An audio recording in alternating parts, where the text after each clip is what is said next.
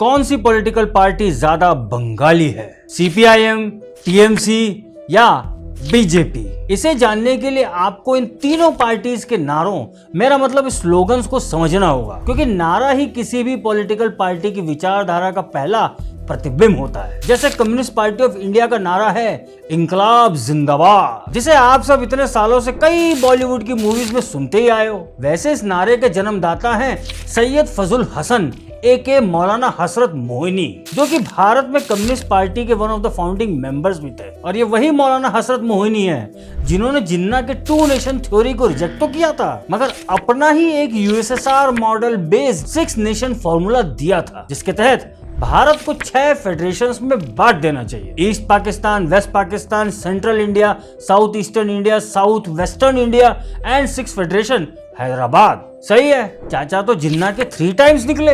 अब आते हैं 1998 में जन्मी तृणमूल कांग्रेस पार्टी पर, जिनके 3 नारे हैं बंगाल में। पहला नारा है जय बंगला, जिसके ओरिजिनली जन्मदाता तो काजी नजरुल इस्लाम थे, मगर ये नारा 1971 में बांग्लादेश की आजादी के लिए शेख मुजीबुर रहमान ने यूज किया था। दूसरा नारा है खेला होबे, इस नारे के जन्मदाता है अगेन एक बांग्लादेशी शेख अजीजुर रहमान, जो कि एक नॉवेलिस्ट थे। और तीसरा नारा है माँ माटी मानुष, जो कि एज पर विकिपीडिया और जनरल मीडिया के अनुसार ममता बनर्जी ने साल 2009 में कॉइन किया था, मगर असल में ये स्लोगन माँ माटी मानुष बांग्लादेश नेशनलिस्ट पार्टी के सुप्रीमो खालिदा जिया का स्लोगन था, जो उन्होंने 1991 में पहली बार किसी रैली में बोला था। सही है ना? टीएमसी की टारगेट ऑडियंस भी इन्हीं तीनों स्लोगन से क्लियर हो रही है। और अब बीजेपी, जिसकी मदर ऑर्गेनाइजेशन भारतीय जनसंघ के one of the core founders थे श्यामा प्रसाद मुखर्जी, उस पार्टी के भी बंगाल में 3 स्लोगन्स हैं।